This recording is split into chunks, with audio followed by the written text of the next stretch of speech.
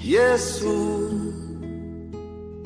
oorstroom my met liefde, dat ek mag lewe, om net soos U te wees. Ons gaan vandag weer 'n bietjie aan in ons reeks wat ons het in die boek 1 en 2 Timoteus. Dit is so belangrik om deur die hele Bybel te preek en die volgende vers, want as ons dit nie so doen nie, dan preek ons baie keer net wat ons wil sê en ons vermy moeilike onderwerpe, want ons wil nie mense kwaad maak nie en ons preek oor die dinge waarvan ek baie hou. En so om 'n boek so van een kant te vat en elke vers te preek, dan kry ons regtig die volheid van God se boodskap vir ons. Nou die tema van hierdie reeks is verdedig, voldoen en verkondig die evangelie. Nou die evangelie is die goeie nuus van Jesus. En ons moet onthou dis goeie nuus van Jesus. En hoekom is dit goed? Maar dit maak nie saak wie ek is, maak nie saak wat ek gedoen het, maak nie saak waarmee ek gesukkel het, maak nie saak hoe ver ek geval het nie. Ek het nooit te ver geval vir Jesus nie. Ek is nooit buite die bereik van Jesus nie. As ek kom en ek sê, Here, hier is ek, gaan hy my met oop arms aanvaar. Dis die goeie nuus wat ons vir die wêreld moet vertel. Dit is die evangelie, die goeie nuus. Nou, ons het nou deur hierdie reeks gegaan en ons het 'n paar kontroversiële dinge al aangespreek. Nie kontroversieel vir ons nie, kontroversieel vir die wêreld. In die einde van hoofstuk 2 het ons na die tekste gekyk wat gesê het, die leierskap van die kerk moet mans wees. Nou, dit het gemaak dat party mense sê, ek kan sien dat die teks dit sê, maar sekerlik is dit nie reg nie. Die probleem is daai sekerlik is nie gebou op Bybelse teks nie, of 'n Bybelse verstaan nie, daai sekerlik is gebou op 'n kulturele of 'n persoonlike voorkeur, of my ervaring. Die ding van hierdie brief aan Timoteus word geskryf aan 'n kerk waar dit nie goed gaan nie. En hoekom gaan dit nie goed nie? Ons kry dit reg aan die begin van hierdie brief. Op die volgende slide sien ons daarso, reg aan die begin, hoofstuk 1, vers 3 sê hy, soos ek by jou aangedring het toe ek na Macedonië vertrek het, moet jy in Efese bly, sodat jy sekere mense opdrag kan gee om nie vreemde leringe te versprei nie. Die kerk het fout gegaan want hulle het begin God se waarhede verander. En om hulle nie met mites en eindelose geslagsrigters op te hou nie. Hierdie dinge bevorder eerder sinlose argumente as God se plan wat hy deur geloof ten uitvoer wil bring. Daai God se plan is 'n pragtige Griekse woord. Die ou vertaling sê byvoorbeeld die stigting van God. Ek het geen idee wat hulle daarmee bedoel nie. Die ou mense gaan dalk weet. Okay. Die 2020 praat van God se plan. Die Afrikaanse nuwe vertaling praat van die vorming wat deur geloof kom. Watchman Nee, ek dink party mense sal hom ken. Hy het na hierdie Griekse woord gekyk en hy het gesê dis die huisekonomie van God. Dit is twee Griekse woorde. Die een is huis en reëls wat saamgevoeg word. So wat hy probeer sê is, Timoteus, daar's mense wat begin hulle eie ding doen en die kerk vernietig. Ek wil hê jy moet terugkom by God se huisreëls. Kom terug en leer die mense wat God sê moet gebeur in sy kerk, in sy families. So een van die doel van hierdie twee briewe wat hy geskryf het, is om God se huisreëls vir die kerk te leer. Om God se huisreëls vir familie te leer, vir jou persoonlike lewe.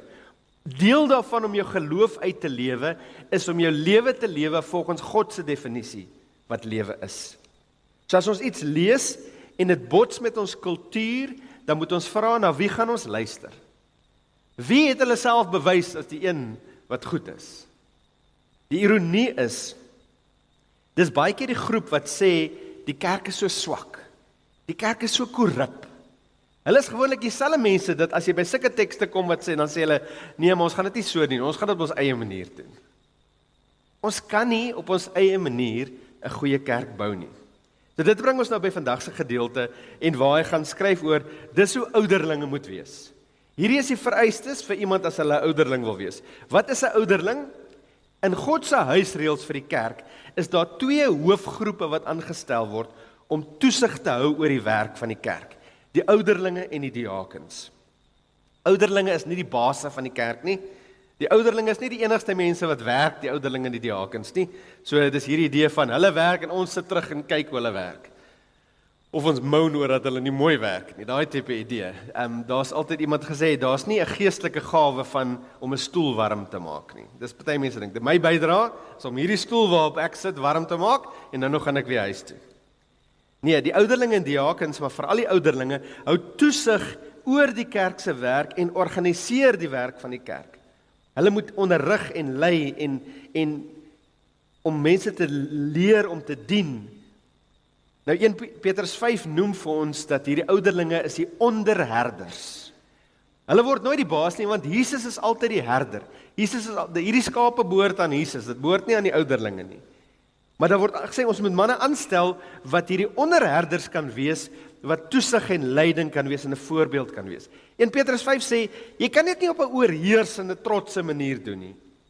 Dis nie die tipe mense wat ouderling moet wees nie. Ouderlinge moet nederige mense wees. Ouderlinge neem nie eers die besluite vir die kerk nie. Nou een ding wat baptiste redelik uniek maak in die wêreld, is die manier hoe ons kerk se besluitneming doen. Daar's verskillende modelle. Jy het die one man, one show model.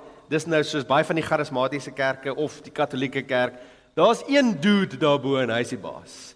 Wat hy sê moet gebeur en almal moet net spring. Dan het jy die model van synodale besluite. So elke kerk het 'n verteenwoordiger wat by die streek bymekaar kom en dan die streekse verteenwoordigers gaan na die provinsiale en die provinsiale ouens kom bymekaar en as enige besluit word dan hierbo geneem en dan filter dit nou af na die kerk toe. Dis die synodale besluit. Dan is daar die ouderling, die Presbyterian model, die ouderling model wat sê daar's 'n klomp manne en hulle sit en hulle maak die besluite, dan kom sê hulle vir die mense wat moet gebeur. Maar ons as baptiste, ons is een van eintlik maar 2 denominasies wat dit so doen. Ons glo in congregational governance. So die besluite moet deur die mense van die kerk geneem word. Want wie's ek? Wat maak my meer wys om besluite te maak as enige ander kind van die Here?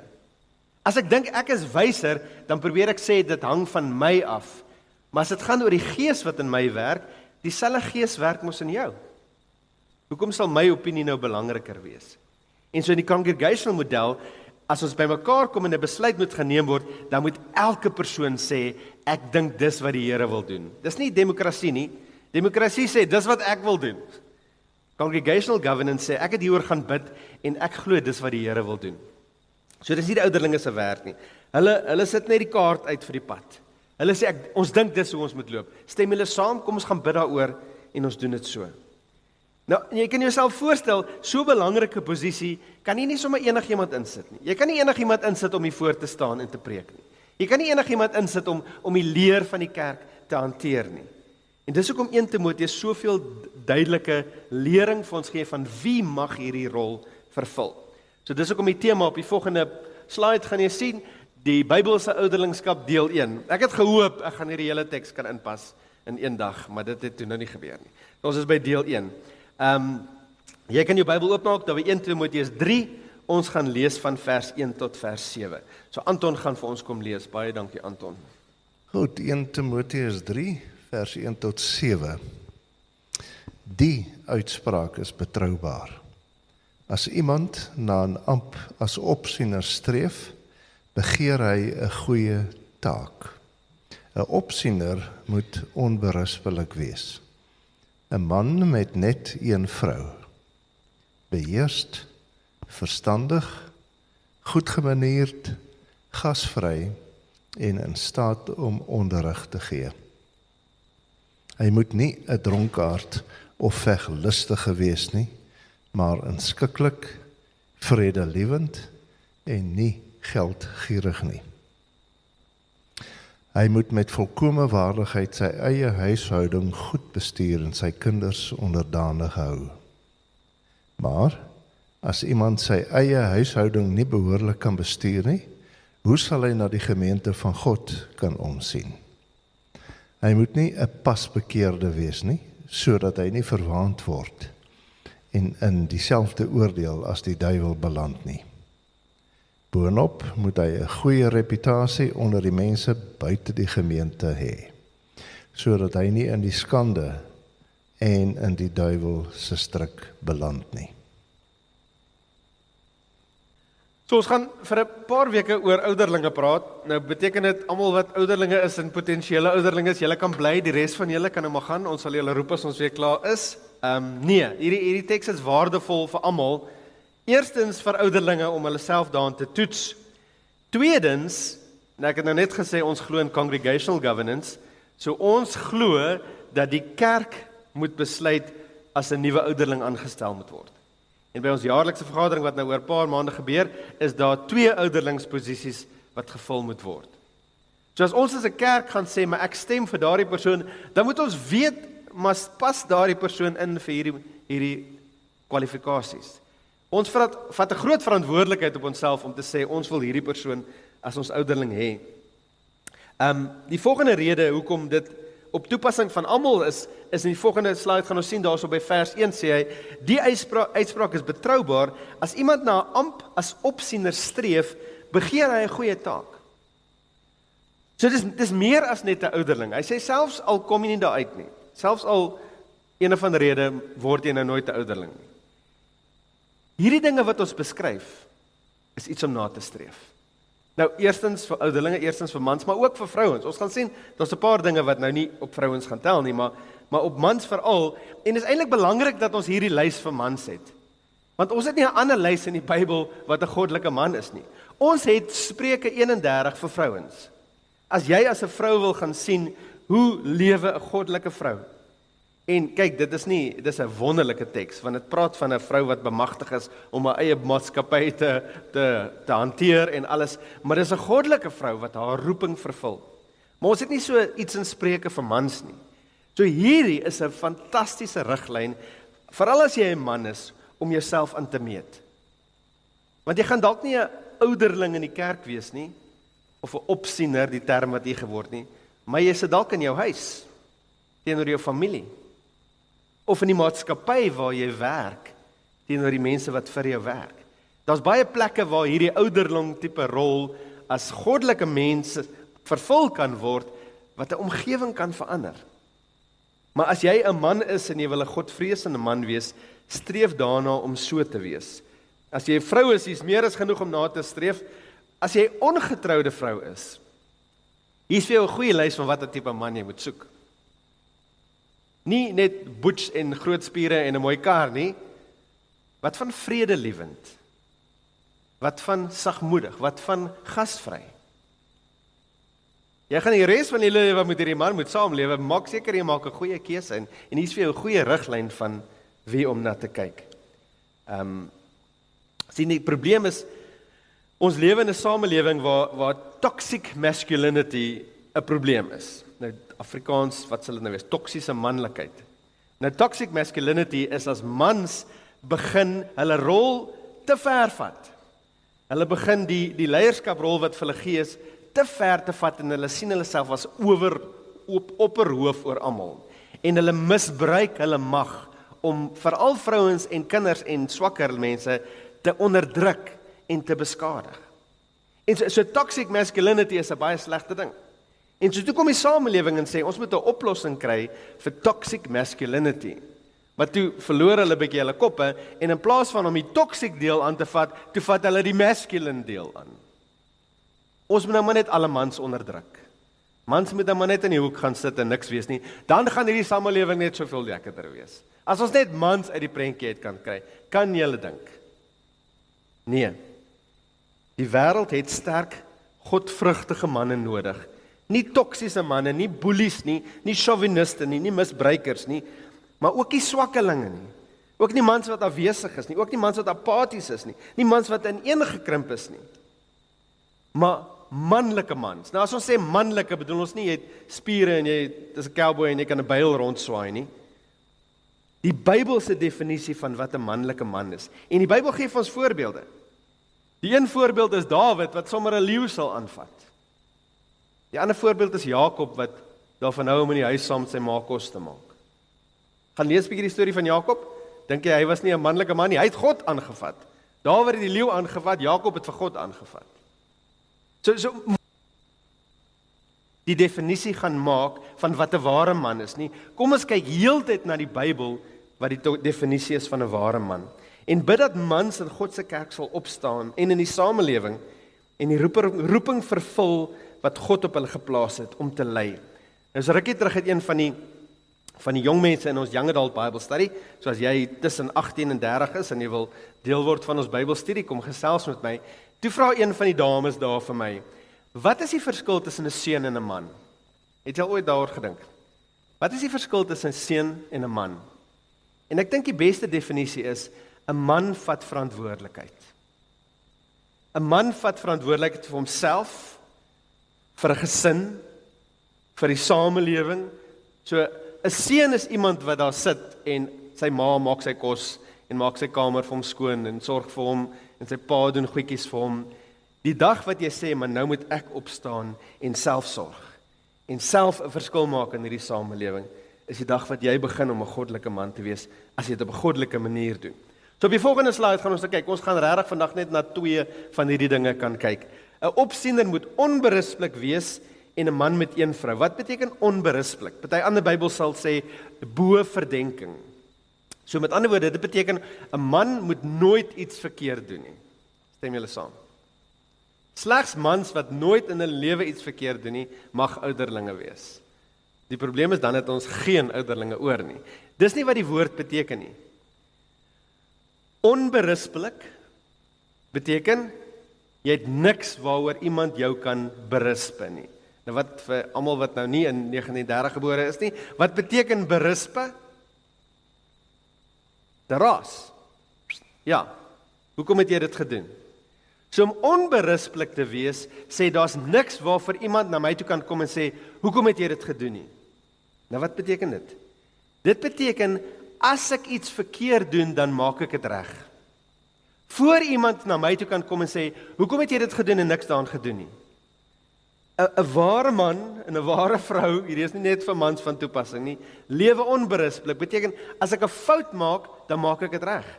Die Bybel praat van sondeloos en blaamloos. Sondeloos is om nooit iets verkeerd te doen nie. Blaamloos is soos onberispelik. Daar's niks waarvoor ek geblameer kan word nie, want ek het dit reggemaak. Nou wat beteken regmaak? Regmaak beteken nie jy ignoreer dat jy iets verkeerd gedoen het nie. Laat iemand net durf noem dat jy iets verkeerd het en die duiwel is los. Onberispelik beteken nie jy steek jou sonde weg nie. Onberispelik beteken nie jy maak verskoning vir jou sonde nie. Ek onthou lank terug was ons by 'n kamp gewees. Ek dink dit was 'n skoolverwisselingskamp of 'n veldskool of iets. En toe die een dag, toe mag ons nou vir die onderwysers enige vraag vra. Nou kyk, dis nou 'n geleentheid. Toe vra ek vir een van die 2 onderwysers, julle sê heeldag vir ons, moenie vloek nie, moenie dit doen nie, maar julle doen dit heeldag. Hoe werk dit? Wat sou die beste antwoord gewees het? Ja, jy weet, dis reg. Ons moet eintlik 'n goeie voorbeeld vir julle wees. Weet julle wat was die antwoord? Ons was in die oorlog gewees. Ons het erge dinge gesien, ons kan dit nie help nie. So, dit is verkeerd, dis nie hoe jy jou sonde hanteer nie om verskoning daarvoor te maak nie. Jy hanteer jou sonde. Hierdie ding om te sê, ek is maar net 'n mens, is nonsens. As jy 'n kind van die Here is, is jy nie maar net 'n mens nie, jy's 'n geesvervulde kind van die Here, wat bemagtig is deur hom om beter te wees. So wat doen jy? Jy erken jou sonde. Jy bekeer jou van jou sonde. Jy vra vergifnis vir jou sonde. Jy doen vergelding vir jou sonde, so jy maak reg. En jy maak lewensveranderinge om die sonde te vermy. Nou, die afgelope maand of 3 het daar in baie van die groot charismatiese kerke in Amerika chaos uitgebars.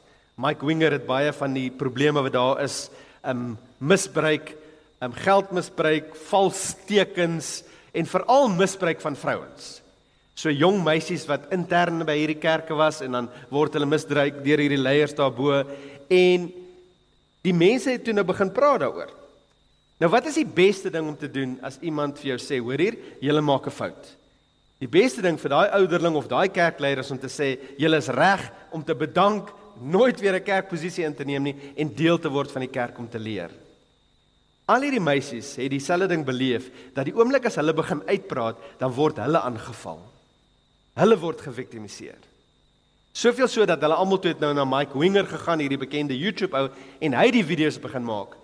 Want niemand wou luister na hulle nie. Toe hulle die probleme begin oproep, toe word hulle onderdruk, toe word hulle uitgemaak as die slegte mense. Dis nie wat dit is om onberusblik te wees nie. Onberusblik is om man of vrou genoeg om te wees om te sê, ek het 'n fout gemaak en ek gaan alles in my vermoë doen om dit reg te maak. So, in God se huisreëls, vir almal, maar veral ouderlinge, is dit noodsaaklik om lewens te lei wat na heiligheid streef. En wanneer ons misluk daarin, om dit reg te maak. Waarom veral ouderlinge? Want as 'n ouderling verteenwoordig jy nie net jouself nie, jy verteenwoordig die kerk. Hoeveel kerke het nie al skade gelei as gevolg van die leier? En die kerk is eintlik oukei. Maar die leiers maak droog en dan kry die kerk 'n slegte naam. So, as ons nou so kyk na hierdie lys, dis baie keer die oomblik in die diens waar die Heilige Gees na jou toe kom en sy vingers so op jou lewe druk en sê, maar wat van hierdie ding? Wat van hierdie ding in jou lewe? Wat jy probeer toesmeer, of probeer ignoreer, of maak asof dit nie 'n probleem is nie, maar jy weet dit is 'n probleem. Jy weet, jy is nie besig om hierdie sonde te hanteer in jou lewe nie. Jy is besig om verskonings daarvoor te maak. Die Here is 'n God van genade. Die Here sê, kom na my toe, ek sal jou leer om daar uit te kom. Ek sal jou leer om iets daaraan te doen.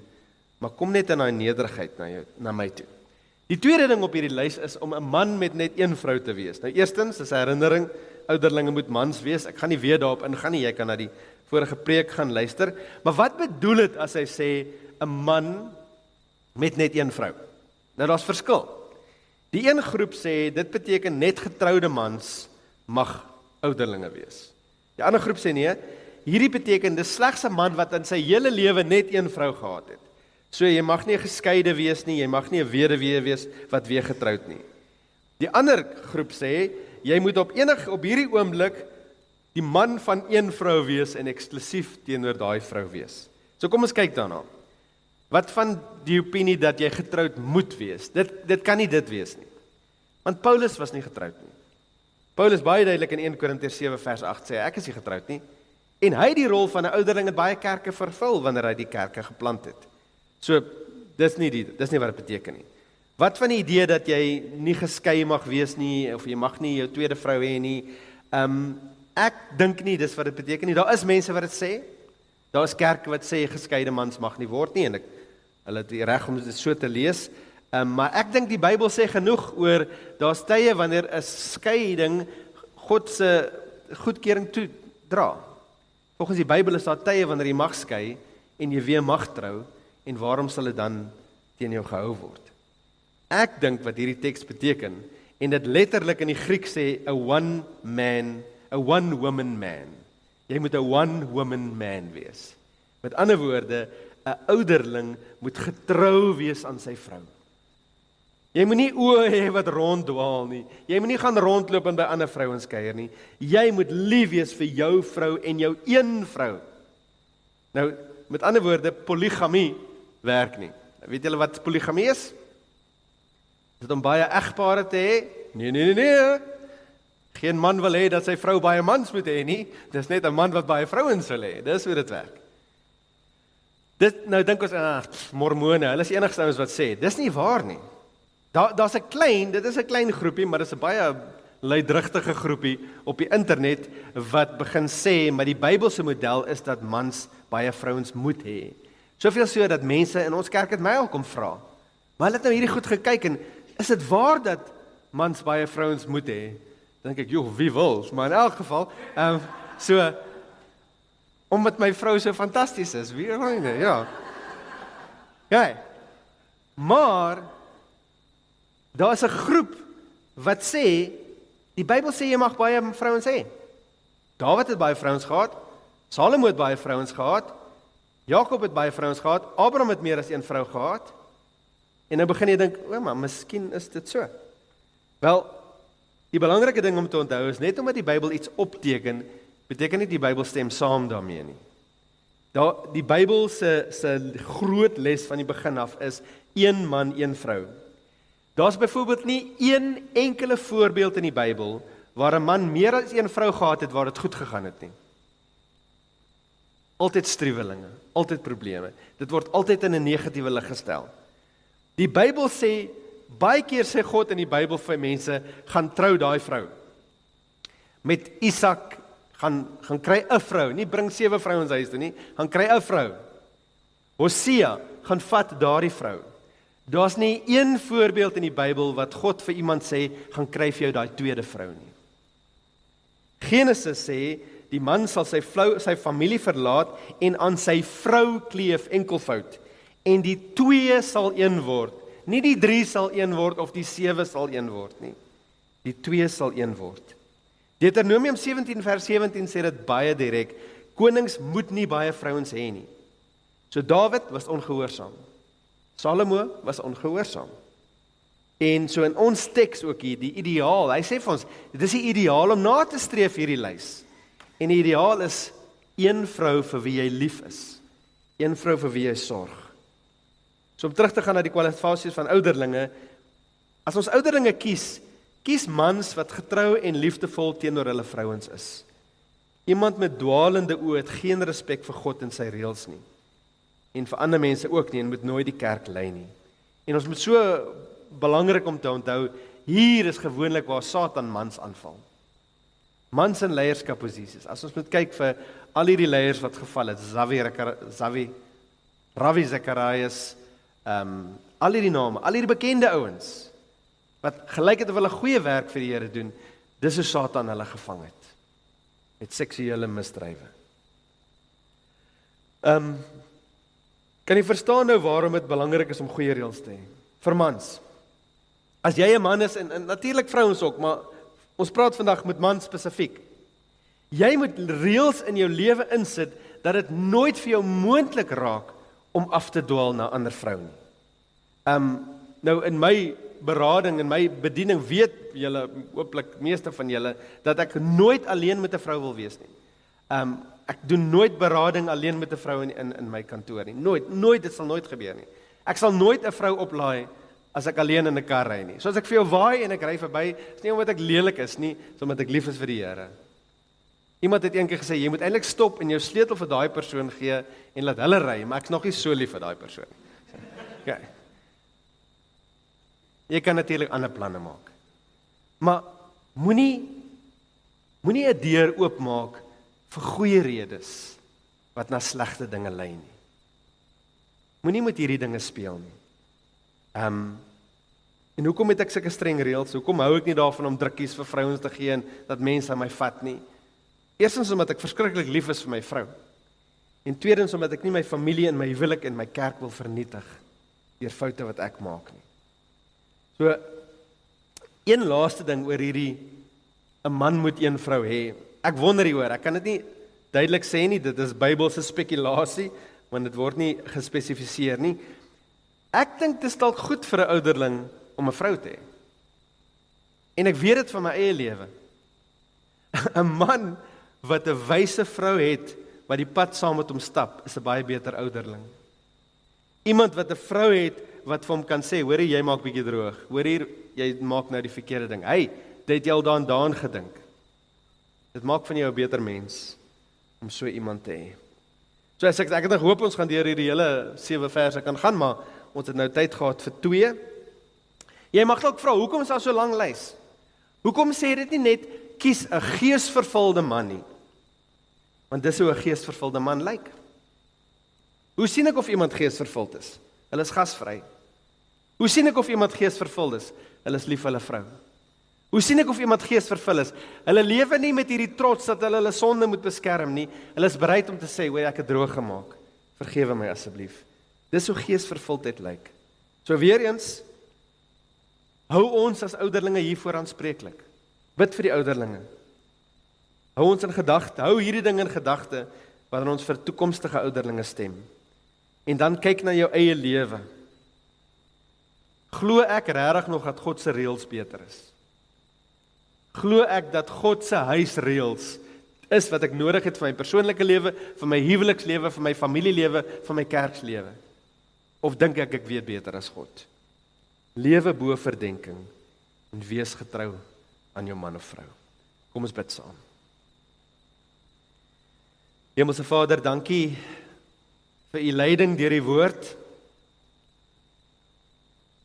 Dankie dat ons vandag weer kan herinner word dat U ons roep tot 'n pad van heiligheid. U roep ons om anders as die wêreld te wees. Die wêreld dink hulle het oplossings vir hulle probleme en daai pad voel so lekker aan die begin, maar dit lei altyd tot vernietiging. Here, so ek wil regtig kom bid dat U in die harte van ons kerk sal werk, mans en vrouens, Here, dat ons sal strewe om in alles vir U te lewe. Om niks in ons lewe agter te laat wat nie deur U Gees en deur die woord en deur die krag van die heiligheid verander word om aan U beeld gelyk te word nie. Here, ons begeerte is om die kerk te wees soos U beplan het, sodat ons die wêreld kan bereik soos dat U vir ons beplan het. Here, help ons om ligdraers in hierdie wêreld te wees, om U lig verander te neem. Here, help ons dat ons spieëls is wat U goedheid weerkaats en dat ons nie sulke vuil spieëls is dat mense nie kan sien wie U is nie. So Here, ons bid, want sonder U gaan ons nie hierdie dinge kan doen nie. Ons bid dit alles in die wonderlike naam van Jesus. Amen. Jesús, Jesús, oorstroom my met liefde, dat ek mag lewe om net soos U te wees.